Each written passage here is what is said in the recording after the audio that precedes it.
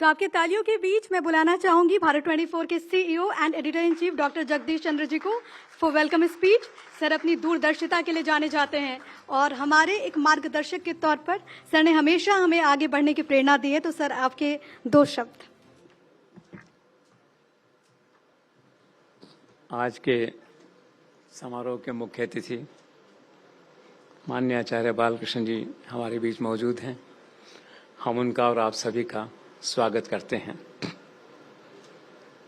आचार्य जी एक बड़े धरती पुत्र हैं उत्तराखंड के। जिस आयुर्वेद को भारत ने भुला दिया था, भटक गया था, उस आयुर्वेद को रीडिफाइन किया इन्होंने। एक नई परिभाषा आयुर्वेद की इन्होंने देश में लिखी और आज देश के कोने कोने में, गली गली में आयुर्वेद की, पतंजलि की चर्चा होती है। और जीवन इतना सिंपल आप देखते हैं कि हमेशा सफ़ेद वस्त्र धारण करते हैं।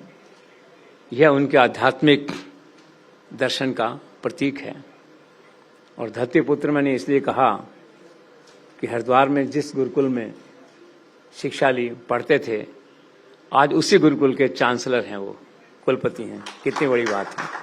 देखिए 1995 में जो है बाबा रामदेव के साथ मिलके योग ट्रस्ट बनाया और आज देखिए आज सारे संसार में पतंजलि के आयुर्वेद और हर्बल प्रोडक्ट्स की धूम है एक तरह से पूरे देश में। तो शिक्षा और स्वास्थ्य के क्षेत्र में क्रांति लाना जो है वो आचार्य जी का मूल मंत्र रहा है, जिसे पूरा करने में लगे हुए हैं। आज आप देखिए उत्तराखंड में आचार्य जी से प्रेरणा लेकर दुनिया भर के इन्वेस्टर्स आ गए हैं। वहाँ पे 97,000 करोड़ का इन्वेस्टमेंट वहाँ आयुर्वेद सेक्टर में हो रहा है। उसमें 10-12% जो स्टेक है, हिस्सा है, वो केवल पतंजलि का, स्वामी जी का, बाबा जी का है, जो देश के लिए गर्व की बात है। वहाँ रोजगार के अवसर हैं, बिजनेस है, कारोबार है।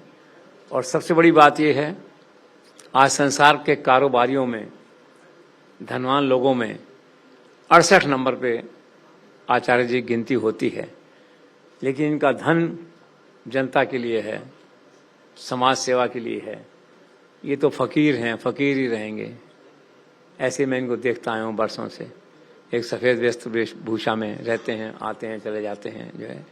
तो कुल मिला के क्या है, आज भारत 24 के मंच पे इस धरती पुत्र का हम स्वागत करते हैं